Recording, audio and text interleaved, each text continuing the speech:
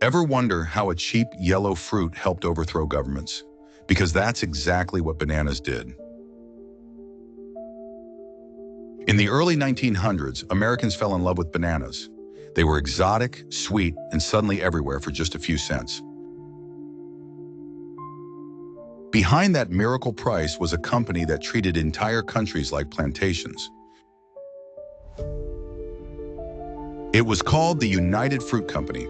Locals in Central America had a different name for it, El Pulpo, the octopus, because its tentacles were wrapped around everything. United Fruit didn't just own banana farms, it owned the railways that moved the bananas, the ports where ships were loaded, and the telegraph lines that carried news. In some places, it even paid the police and wrote the laws.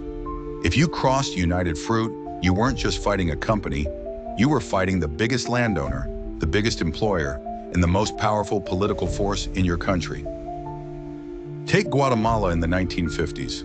Most of the good farmland there was owned by a tiny elite and by United Fruit. Ordinary farmers were landless and poor. Then a new president came to power, Jacobo Arbenz. He had a simple idea. Unused land should be taken from big companies and sold cheaply to landless peasants.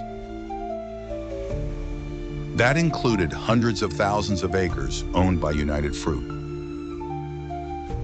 United Fruit panicked. They claimed this wasn't land reform, it was communism.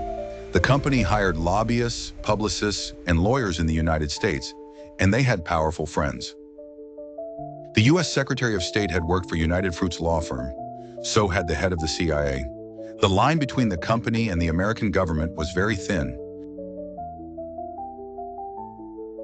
In 1954, the CIA launched a secret operation in Guatemala.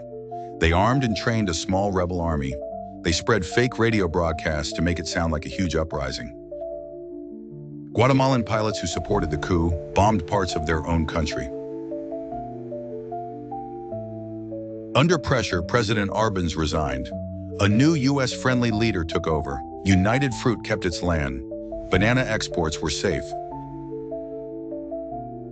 A democratically elected government had been overthrown to protect a fruit company's profits. And Guatemala wasn't the only banana republic. In Honduras, banana companies were so powerful that rival businessmen literally funded coups to install presidents who liked their contracts better. If a leader threatened taxes or labor laws, suddenly there was a revolution backed by banana money. The term Banana Republic started as a joke. A small country whose entire economy depends on one crop, run by a tiny elite, easily pushed around by foreign companies. But for people living there, it wasn't a joke. It meant unstable governments, rigged elections, and decades of violence. All so shoppers in the United States and Europe could enjoy a cheap piece of fruit every morning. Today, United Fruit has changed names and merged into new corporations. The logo looks friendlier. The marketing is greener. But the basic pattern hasn't really gone away. Giant companies shaping politics in weaker countries to protect supply chains.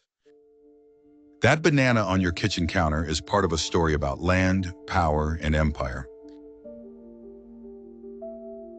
So the next time you peel one, remember this isn't just a snack. It's the taste of a history that toppled governments. If you want more dark histories hiding in your pantry, stick around. There's a lot more edible truths to uncover.